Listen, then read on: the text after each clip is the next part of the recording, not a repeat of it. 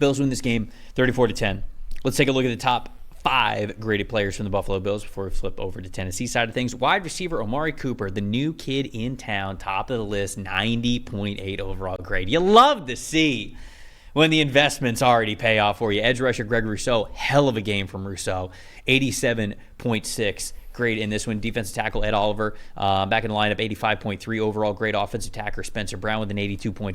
Daquan Jones, their other defensive tackle, with an 81.8. Really good day just for the defensive line overall for the Buffalo Bills. Quarterback Josh Allen, a 75.7 overall grade in this one. And then Tennessee's side of things, tight end Josh Wiley with an 86.2 to top the list. He was the only Tennessee Titan to grade in the 80s, though. Cornerback Terrell Baker Jr. next on the list with a 74.7. Jeffrey Simmons at number 3 with a 72.8. Arden Key, their edge rusher, at 71.5. And then Nick Vanette, the other tight end, big tight end day for the Tennessee Titans, at 70.0. Quarterback Mason Rudolph, who's starting for the injured Will Levis, 46.3. So not better than most of the Levis weeks that we see there.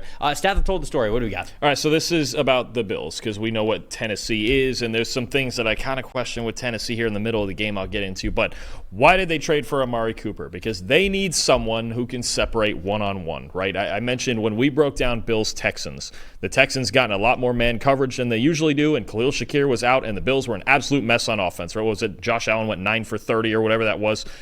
They needed someone to separate. Now, the Titans did not run a single snap of man coverage in the first half of this game, which is good. They were up 10-7 at halftime. The Titans were playing a good game in the first half. They come out in the second half. They get to a 4th and 2, I believe it was, at their own, somewhere in their own 40s, right? And they go for it, and they run right down the middle like they did on third down. They didn't get it, and they gave the Bills a bunch of momentum, okay? I'll go with the scheme, and then I'll go with the thing with playing in Buffalo, okay? Josh Allen. Then all of a sudden after that, the Titans decided to start playing man coverage. Okay, so now we go, okay, Amari Cooper maybe gets a shot now, or Keon Coleman gets a shot now, one-on-one. Josh Allen against man coverage, 5 for 9, 112 yards, a touchdown, and 2 big-time throws. Okay, 2 big-time throws and 9 attempts. You saw the signature plays in this game were what? The Amari Cooper touchdown, right? When, what was it, Keon Coleman was telling him to play right before the snap, yes, right? Yeah. But it just, look, run this route and you'll beat your man. It's that's football, baby. Absolutely. That's just good teamwork. You like that, It right? is. I mean, Keon Coleman made a couple of big plays. The one-handed catch in a one-on-one situation. All of the signature plays, those two, the Dalton Kincaid corner route that was caught inside the 5-yard line, all the signature plays in this game came from the Bills beating man coverage. Now, I know they're playing the Titans. It's not the best secondary in football by any means, but this is big for the Bills to get Amari Cooper in more of these situations where, look, is he going to know the full playbook right away? Obviously not. He didn't know it, and he still scored a touchdown. He's been there for like 4 days. But you're talking about a team that needed that guy to win one-on-one. And when you have that guy who can win one-on-one, then it all trickles down, right? The depth of the secondary then starts playing the depth of the receivers. Because we don't question the Bills' depth of weapons. They have a lot of different guys who can make plays, but they need that one guy sometimes that they can go to one-on-one. I thought that Amari Cooper touchdown was obviously it was the play of the game because it got the Bills right back. And it was a whole big thing, right? But I think it gave them the lead. It was the first touchdown in the second half. You're just talking about a team that needed that guy because they lost that guy in Stephon Diggs, right? They traded him to Houston. Mm-hmm. Now you have it. The only other thing I question with Tennessee in this game is why did they go for that 4th down on their first drive of the second half? When you had this game played at your pace, they could have punted the ball. They were up 10-7. They were playing good defense. And why did they suddenly go to man coverage when they didn't run it a single play in the first half? It just seemed odd to me because the one thing you don't want to do in Buffalo, what happens when you play the Bills in Buffalo, it's an avalanche. Is that if you let them get that crack of momentum. No, it does feel like it when you're playing in Buffalo. Doesn't it every time the Bills are in a home game? Yep. And they just need that one crack of momentum, and then it's just this avalanche. It's a different thing playing in Buffalo. And that 1 4th down stop, that was the crack. That was it. You gave them the ball at your 40 on a 4th down. You didn't need to go for it all. Then you start playing man coverage because I don't know why. You were playing good defense in the first half. The Bills had 85 yards in the first half. I mean, to change it, to go for that 4th down and then to change it up knowing you had Mason Rudolph and you were playing the slow-paced game that you wanted to, I didn't really get. But this was about the Bills and their receivers, at least in the handful of reps that they were able to, winning one-on-one, which they weren't doing the previous 3 weeks. I think getting Cooper made an immediate difference. No, I love the shout out there. I mean, my most impressive is Amari Cooper as well, just because he's able to come in and, again, the early return on investment was huge, especially, like you said, winning against man coverage. And I love this trade because you're almost just trading for the savviness, right, of understanding not just how to beat man coverage, but also, he's going to be great in zone as well. There were so many great moments when he was in Cleveland, even this season, where he's finding those soft spots. He's exactly where he needs to be. And I talked about the times in which the Bills offense really struggled this season. It felt like Josh didn't 100% trust his receivers to be where they were supposed to be or should have been, especially when Khalil Shakir was out of the lineup. So now you have a player that I feel like is a go-to that just elevates everyone else around them, and I feel like it's going to be huge. Cooper, 89.9 receiving grade, 5 targets, 4 catches, 66 receiving yards. This is also the stat that I loved. 41.7 threat percentage. They got this guy on the field, and they said, we're throwing you the football today, brother. Like that, 41.7. The guy joined the team, what was it, 5-6 days ago?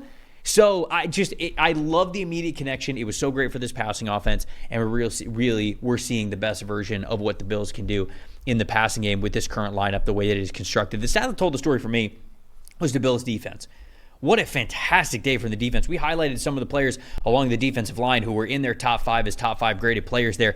59.1 pass rush grade as a team that was 4th in the NFL for week 7. 23 total pressures as a team that was 3rd in the NFL. Specifically, Greg Rousseau, 86.6 pass rush grade, 11 total pressures from Greg Rousseau. Dave Solfaro, our Do Everything guy here at PFF, he just shouted this out to me in a message. He said, hey, those 11 total pressures from Greg Rousseau, that is a career high from him. So already a fantastic ascendant year from Greg Rousseau when they really needed somebody to step up and be a difference maker week in and week out on this defensive line. And it looks like Greg Rousseau can be that guy. So the Bills winning up front the way that they did this week was huge for them, winning a game that we knew they should have won.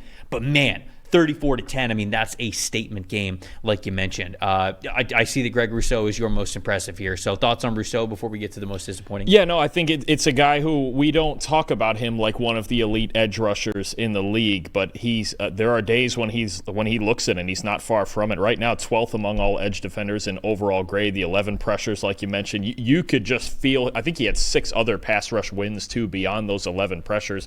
36% pass rush win rate in this game. He was a dominant force in this game, and they need him to be that dominant force week in and week out for the most part. He has been, he's had trouble getting help from the inside and from the linebackers and stuff, but Rousseau is the one constant, I would say, on this defense. He's their best player. He proved it in this game. Yep. Most disappointing for you. If this Titans offense is going to succeed, I thought they ran the ball well pretty early in this game. Like the first half, they were up 10-7.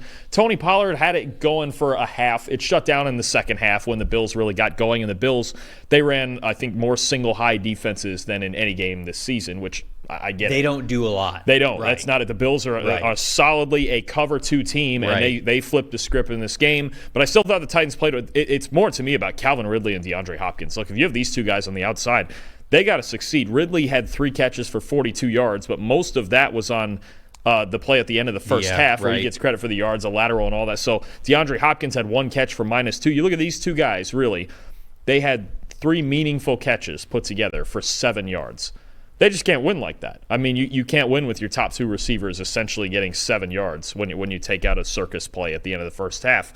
They need more out of them. I mean, they're not going to succeed because we've seen this too many times from the Titans. There are stretches of games where their offense looks functional, right? I think about like the first half against the Jets, first half against the Bears. They run the ball a little bit, they get it going, they kind of get in a rhythm, and then it just completely stalls on them because they just don't get consistent enough play. Yes, out of their quarterbacks, obviously, but they needed Calvin Ridley and DeAndre Hopkins to win a battle at some point in this game, and they just didn't do that. Yeah, and if it's not going to work, there's another trade candidate, right? I don't think they're trading Ridley because they gave him the massive contract. Now they're going to be trading for it, but do we see DeAndre Hopkins moved if things really just don't improve Pittsburgh? For the Tennessee Titans? Pittsburgh, Kansas City. Like, I think that there are a couple of teams where you could really think about it. Washington.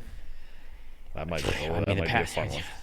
They're rolling, buddy. We'll get to Washington a little bit later in the show. They were rolling again this week. My most disappointing is just the Titans' run game. You touched on it a little bit.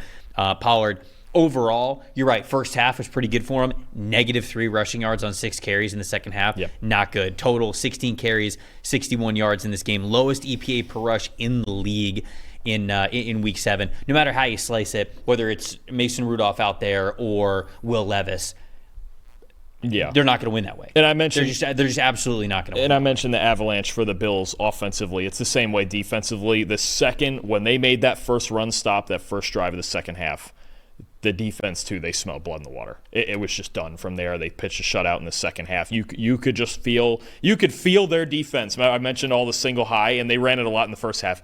You could feel them pressing even closer to the line of scrimmage. It felt like their whole team was within 4 yards of the line of scrimmage in the second half. They were just like, go ahead, Mason. Please throw it over the top. But just go for it. And when I tell you they dared him to, and they just wouldn't do it, it wasn't happening. It's tough when the script on your team is that obvious, right? Oh, yeah. The Bills were one of those teams that you look at and you go, okay, well, they're not going to run cover 1 on us. They did. And so if the Bills are willing to run cover 1 on you, it's a problem. You've got a problem, and it might be tough for the Titans moving forward. Before we get